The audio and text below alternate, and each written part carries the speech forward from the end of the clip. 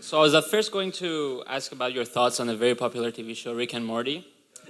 You know, someone just recommended that to me, and they said they thought I would find it funny, and that makes me nervous because I like The Simpsons and I like the Trailer Park Boys. I really like the Trailer Park Boys. And so someone said, I know it's so sad, you know, but they said that I would like Rick and Morty, so I'm kind of afraid to even watch it. It does have a nihilistic theme to it, I would say, so which is quite telling of the young population, which they fall in love with it. Everyone's talking about it. So. Okay, well, I'll definitely watch it because I've been looking for something to watch when I'm brain dead at night. So. But I decided to tailor my question from a different angle, if I may. And it's about the case that governments, let's say, such as Russia and Iran, or even in more extreme cases like ISIS, they do not want to conform to the nihilistic aspects of the West. And as a result, they've taken an anti-Western approach. As someone with a Middle Eastern background, I've been trying to figure out where the origins of this hostility, more precisely, comes from, and why things are the way they are. I recently found out that certain key Iranian philosophers and political activists who were partially intellectually responsible for the 1979 Iranian Revolution were highly influenced by the anti-Western Heideggerian philosophy. And this is partially why they believe that an Islamic state would be a necessary counterposition to the nihilistic Western thought. I know that you're also familiar with Alexander Dugin, Putin's advisor. Yes, except Dugin doesn't really seem to have a coherent answer.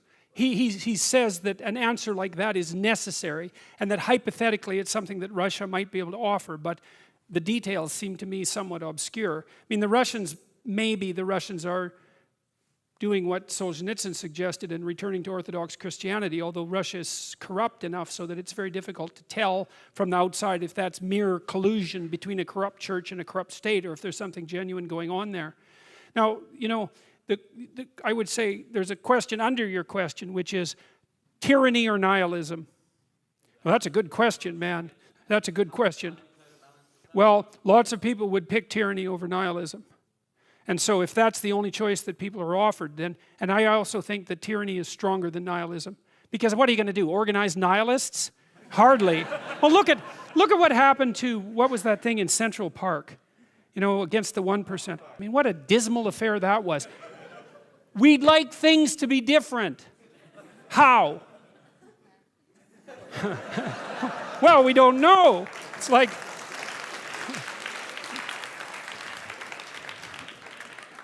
so, you know, you can just run over that. If you're tyrannical and organized, you can just run over that like there's nothing there at all. And I think there is a danger, and I do think that we're enticing the Islamo-fascists, let's say, by our nihilistic weakness. And I think more than that, I think that we're doing something more than that, because one of the things that I've been curious about, and I'm going way out on a limb here, is I've been really interested in the alliance between the neo-Marxist nihilists, especially, or the neo-Marxist postmodernists, especially the feminists, and the Islamo-fascists. I just don't get that. It's like there's something very, very interesting going on there. And I think part of it is that when you drift too far into the nihilistic substructure, there's a huge call for tyrannical order that manifests itself unconsciously.